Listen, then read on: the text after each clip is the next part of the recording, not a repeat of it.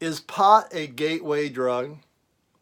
Well, the reality is, if you're someone who's easily addicted to things, then pot is a gateway drug. The reality is that any drug is a gateway drug, meaning that it'll lead you to another drug to get higher if you have an addictive brain. It's just the reality of drugs. It doesn't matter what gets you high in the first place. If you crave that high and want to keep getting higher, then it leads you on to other things. Could be pharmaceutical drugs, could be street drugs, any type of thing that gets you high. Your first drug, by activating that craving in your body, will cause you to go on to other things to get you higher. So I don't know why they're arguing about it.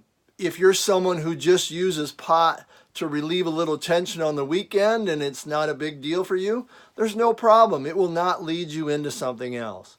It's really not the drug itself, it's the person taking it. And that's why I want to talk about another gateway drug, one that people don't really think about too much, and that's sugar. Now you might be laughing about this, but sugar is a gateway drug. Sugar leads you on to obesity, leads you on to diabetes, leads you on to cardiovascular disease, high blood pressure.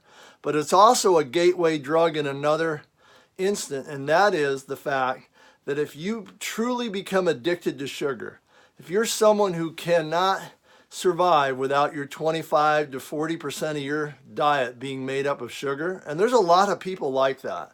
They don't just crave a cookie at night or some sweet things after dinner.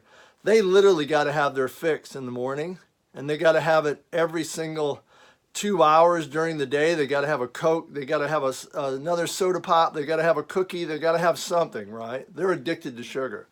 That person has an addictive brain, and that person can easily slide right over into doing other drugs.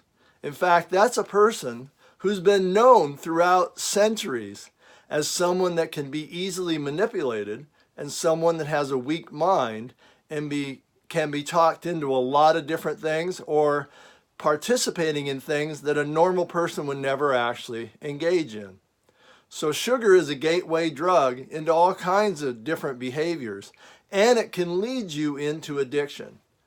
And surprisingly, if you're addicted to something, changing your diet, and as part of your dry out process, changing your brain's dependence on sugar could make it easier for you to get off of whatever drug that you're actually addicted to.